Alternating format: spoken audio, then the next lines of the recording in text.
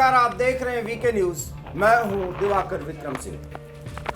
3 राज्यों में जिस तरीके से भारतीय जनता पार्टी ने भारी बहुमत से जीत दर्ज की, उसके बाद भारतीय जनता पार्टी खेमे में इस बात की चर्चा है और लोगों की नजर इस पर लगी हुई है कि 3 राज्यों में कौन मुख्यमंत्री बनेगा। जब आप इस पर नजर गड़ाए हुए हैं तो कांग्रेस की स्थिति और सूरत-ए-हाल क्या है पार्टी की, ये भी जानना जरूरी है, क्योंकि ये तो सेमीफाइनल था। फाइनल की लड़ाई तो 2024 में लड़नी है और जो सुरफुटौल की स्थिति कांग्रेस में बहरहाल राजस्थान में बन रही है, वो अपने आप में बेहद महत्वपूर्ण है। चौंकाने वाली तो कतई नहीं, क्योंकि इतिहास हमेशा अपने को दोहराता है। जिस तरीके से कांग्रेस हाईकमान ने मध्य प्रदेश में कमलनाथ के कंधे पर और राजस्थान में अशोक गहलोत के कंधे पर बंदूक रख करके एक गेम को खेलने की कोशिश की, लगता है कोप भाजन भी अब यही दोनों नेता बन रहे हैं। मध्य प्रदेश के बारे में तो बाद में हम बात करेंगे, लेकिन बात इस समय राजस्थान के संदर्भ में बहुत ज़रूरी है। वो अशोक गहलोत जो जादूगर कहे जाते थे, लेकिन उनका जादू नहीं चला। सवाल यह है कि जब जादू नहीं चला, वो चुनाव हार गए, तो ठीकरा किस पे फोड़ा जाए और कौन फोड़ेगा। तो फोड़ने वाला भी आ गया और किस पर फूटेगा ये भी पता चल गया, क्योंकि सचिन पायलट जो पिछले 3 सालों से लगातार इस बात की गवाही देते रहे कि कांग्रेस में सब कुछ अच्छा नहीं चल रहा है, तदर्थवाद के आधार पर राजस्थान की राजनीति को आगे बढ़ाने में कांग्रेस पार्टी को न सिर्फ सत्ता गंवानी पड़ेगी, बल्कि अलोकप्रियता की वो स्थिति कांग्रेस की आ सकती है कि भविष्य में या 2024 में कांग्रेस के लिए जमीन खोजने के लिए बड़ी मशक्कत करनी पड़ेगी। और एक बार 2 दिन चुप रहने के बाद आखिरकार सचिन पायलट बोल ही पड़े। सबसे पहले तो उन्होंने ये साबित और सिद्ध करने की कोशिश की कि वो ये कांग्रेसी हैं, कांग्रेसी कार्यकर्ता हैं।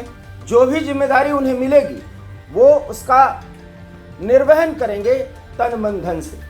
उनके बयान के मायने यही हैं, लेकिन आगे उन्होंने जो कहा वही तो सारा खेल है और उस खेल को लगभग खेल दिया है। सचिन पायलट ने यह कहा कि अब मुख्यमंत्री रहे अशोक गहलोत के ओएसडी लोकेश शर्मा ने जो कुछ भी कहा है उस पर मंथन होना चाहिए, और ये मंथन कौन करेगा ये भी उन्होंने इशारा कर दिया कि इसका सब कुछ विश्लेषण और मंथन करने का जो भी उत्तरदायित्व है या दायित्व है वो कांग्रेस हाईकमान का है। हालांकि उन्होंने ये नाम नहीं लिया कि कांग्रेस हाईकमान ऐसा करे, लेकिन बयान तो उन्होंने दे ही दिया।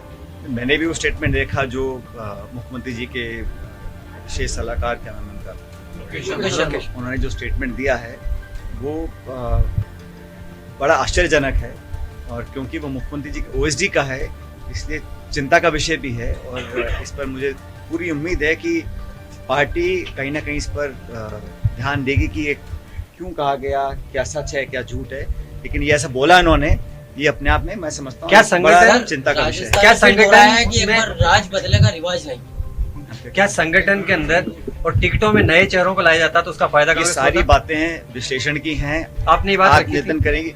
मैंने जो कहा था वो मेरे पार्टी प्लेटफॉर्म पे कहा था, आगे मुझे जो कहना है पार्टी प्लेटफॉर्म पे बोलूंगा। लेकिन आज हमारी जिम्मेदारी ये है कि जनता ने हमको विपक्ष बैठने का आदेश दिया है, उसका पूरा सम्मान हम लोग करते हैं। जनता जनार्दन है, उनका निर्णय अंतिम होता है। हम लोगों को विपक्ष बैठने की जिम्मेदारी दी है, हमने पहले भी इसको बखूबी निभाया है, भविष्य में निभाएंगे। जहां तक पार्टी का सवाल आपने पूछ रहे थे कि इसमें टिकट और वितरण और कार्यप्रणाली और नेता, वो सब चर्चा का विषय है, वो पार्टी के प्लेटफॉर्म बैठ के हम लोग करेंगे। वो अशोक गहलोत जो अपने रणनीतियों से पार्टी हाईकमान को इस बात के लिए बराबर मनाने में सफल रहे कि बदलाव कांग्रेस में जरूरी नहीं है और उनकी जादूगरी पर भरोसा किया जाए, कांग्रेस इतिहास दोहराएगी। लेकिन राजस्थान में इतिहास नहीं बना, बल्कि कांग्रेस पार्टी की स्थिति बेहद बुरी हो गई। यूं भी कह सकते हैं पार्टी फिलहाल गर्त में चली गई। हालांकि पार्टी खत्म नहीं हुई, लेकिन जितनी भी सीटें राजस्थान में प्राप्त की है, क्या उसका श्रेय अशोक गहलोत को जाएगा या सचिन पायलट को? सचिन पायलट के बयान से तो यही लग रहा है कि उसका भी श्रेय अशोक गहलोत को नहीं दिया जाना चाहिए, क्योंकि अगर अशोक गहलोत के ओएसडी रहे लोकेश शर्मा की बात पर गौर कर लिया जाए तो ये पता चल जाएगा कि जो बात सचिन पायलट पिछले 3-3.5 सालों से कहते रहे और चिल्ला कर कहते रहे, जब उन पर कई टिप्पणियां, यहां तक कि अशोक गहलोत ने टिप्पणियां की, तब भी पार्टी हाईकमान नहीं चेता। और उसी का नतीजा है कि भारतीय जनता पार्टी को बहुत ही स्पष्ट जनादेश और बड़ा जनमत मिला है और 2024 के चुनाव में उसका असर भी दिख सकता है। उन्होंने ये कहा कि लोकेश शर्मा ने जो कुछ भी कहा, मैं भी ये बात कहता हूं कि पार्टी ने बदलाव को स्वीकार करना उचित ही नहीं समझा और बदलाव के माने बड़े होते हैं। शायद वो ये कहना चाहते थे कि अगर मेरे हाथों में ये दायित्व दिया जाता तो युवकों को मैं उत्साहित कर पाता, उन्हें कांग्रेस से जोड़ पाता, लेकिन ऐसा नहीं होने दिया। अब सवाल यह है कि लोकेश शर्मा ने जो बयान दिया वो भी आप जान जाए, क्योंकि उन्हीं लोकेश शर्मा के बयान पर सचिन पायलट ये कह रहे हैं कि उस पर विचार किया जाना चाहिए ताकि कांग्रेस जिस स्थिति में है उससे अपने आप को आगे बढ़ा पाए, क्योंकि 2024 का लक्ष्य बिल्कुल सामने है। मायने साफ हैं कि अगर सचिन पायलट की बात अब नहीं सुनी गई तो वो कांग्रेसी तो बने रहेंगे, लेकिन इतना जरूर है कि फिर पार्टी को 2024 में फ्रंट पर खड़ा करने की जिम्मेदारी उन्हीं लोगों की होगी जो बदलाव नहीं चाहते। मतलब कांग्रेस में बदलाव अवश्यंभावी है और अशोक गहलोत की भूमिका अब तय की जानी है। कौन करेगा तय, ये एक बड़ा सवाल है।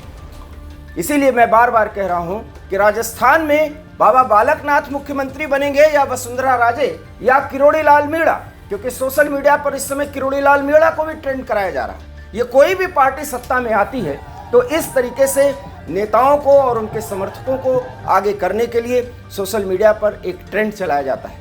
लेकिन भारतीय जनता पार्टी अपने संगठन से और नेतृत्व से इतना मजबूत है कि उसे 2024 को दृष्टिकोण में रख करके अपना पक्ष देखना है और उसके बाद निर्णय करना है। बालकनाथ की बात हम बाद में बात करेंगे, लेकिन इतना जरूर है कि कांग्रेस में सब कुछ अच्छा नहीं चल रहा है। अब आपके मन में यह सवाल उठ रहा होगा कि आखिर लोकेश शर्मा ने ऐसा क्या कह दिया। तो लोकेश शर्मा ने जो कहा वो बयान हूबहू हम आपको सुना रहे हैं और शायद ये अशोक गहलोत पर इतनी बड़ी टिप्पणी है कि उनके कैरियर पर अब एक बड़ा दाग भी लग सकता है। लोकेश शर्मा ने जो कहा वो थोड़ा लंबा है, लेकिन सुनना जरूर चाहिए आपको। मैं नतीजों से आहत हूं लेकिन अचंभित नहीं।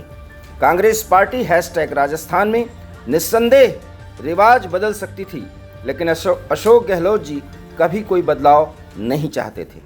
यह कांग्रेस की नहीं बल्कि अशोक गहलोत जी की शिकस्त है। गहलोत के चेहरे पर उनको फ्री हैंड देकर उनके नेतृत्व में पार्टी ने चुनाव लड़ा और उनके मुताबिक प्रत्येक सीट पर वह स्वयं चुनाव लड़ रहे थे। न उनका अनुभव चला न जादू। हर बार की तरह कांग्रेस को उनकी योजनाओं के सहारे जीत नहीं मिली और न ही अथाह पिंक प्रचार काम आया। तीसरी बार लगातार सीएम रहते हुए अशोक गहलोत ने पार्टी को फिर हाशिए पर ला करके खड़ा कर दिया। आज तक पार्टी से सिर्फ लिया ही लिया है, लेकिन कभी अपने रहते पार्टी की सत्ता में वापसी नहीं करवा पाए गहलोत। आलाकमान के साथ फरेब, ऊपर सही फीडबैक न पहुंचने देना, किसी को विकल्प तक न बनने देना, अपरिपक्व और अपने फायदे के लिए जुड़े लोगों से घिरे रहकर आत्ममुग्धता में लगातार गलत निर्णय और आपाधापी में फैसले लिए जाते रहना, तमाम फीडबैक और सर्वे को दरकिनार कर अपनी मनमर्जी और अपने पसंदीदा प्रत्याशियों को उनकी स्पष्ट हार को देखते हुए भी टिकट दिलवाने की जिद। आज ये नतीजे तय थे। मैं स्वयं मुख्यमंत्री को यह पहले बता चुका था, कई बार आगाह कर चुका था, लेकिन उन्हें कोई ऐसी सलाह या व्यक्ति अपने साथ नहीं चाहिए था जो सच बताए। मैं 6 महीने लगातार घूम घूम कर राजस्थान के कस्बों, गांव, ढाड़ी में गया, लोगों से मिला, हजारों युवाओं के साथ संवाद कार्यक्रम आयोजित किए, लगभग 127 विधानसभा क्षेत्रों को कवर करते हुए ग्राउंड रिपोर्ट्स सीएम को लाकर दी। जमीनी हकीकत को बिना लाग लपेट सामने रखा ताकि समय पर सुधारात्मक कदम उठाते हुए फैसले किए जा सकें जिससे पार्टी की वापसी सुनिश्चित हो। मैंने खुद ने भी चुनाव लड़ने की इच्छा जाहिर की थी। पहले बीकानेर से, फिर सीएम के कहने पर भीलवाड़ा से, जिस सीट को हम 20 साल से हार रहे थे, लेकिन ये नया प्रयोग नहीं कर पाए। और बीडी कल्ला जी के लिए मैंने 6 महीने पहले बता दिया था कि वो 20,000 से ज़्यादा मत से चुनाव हारेंगे, और वही हुआ। अशोक गहलोत जी के पार्ट पर इस फैसले के लिए विकल्प तैयार नहीं हो पाए। 25 सितंबर की घटना भी पूरी तरह से प्रायोजित थी, जब आलाकमान के खिलाफ विद्रोह कर अवमानना की गई, और उसी दिन से शुरू हो गया था खेला। तो कुल मिलाकर के लोकेश शर्मा ने जो कुछ भी कहा है ये आपने सुना। और जब जब भी वीके न्यूज़ ने राजस्थान पर अपनी रिपोर्ट दी, अपना सर्वे दिया, अपने आकलन प्रस्तुत किया, राजनीतिक आकलन किया, तो अशोक गहलोत की इन कमियों का जिक्र किया। और उसी बात की तस्दीक करती है लोकेश शर्मा की एक्स पर की गई ये पोस्ट। और अब उसी के सहारे सचिन पायलट अशोक गहलोत के खिलाफ एक बड़ा मोर्चा खोलने की तैयारी कर रहे हैं। उन्होंने इसकी शुरुआत कर दी है, लेकिन उन्हें पता है कि अशोक गहलोत को इतनी आसानी से पर्दे के पीछे नहीं भेजा जा सकता। अभी भी वो फ्रंट लाइन रनर हैं। राजस्थान कांग्रेस ने खो दिया है, लेकिन 2024 की जमीन को बचाने के लिए अगर अशोक गहलोत कोई नई जादूगरी दिखा पाए तो फिर सचिन पायलट को मुंह ताकना पड़ा। और तब ये बड़ा सवाल उठता है कि क्या सचिन पायलट कांग्रेस के लिए उसी तरीके से अपनी जान लगाते रहेंगे? ये एक बड़ा सवाल है। फिलहाल अगर आपको इस समय ज़्यादा ये जानने की ज़रूरत है कि कौन बनेगा राजस्थान का मुख्यमंत्री, तो ये भी आपको जानना चाहिए कि राजस्थान में विपक्ष की कलई किस तरीके से उसके अपने ही नेता खोल रहे हैं और उसका हश्र क्या होने वाला है। जो भी हो, वीके न्यूज़ उसकी जानकारी ज़रूर देगा। देखते रहिए वीके न्यूज़। मुझे दीजिए इजाज़त। नमस्कार। वीके न्यूज़, राष्ट्र के नाम।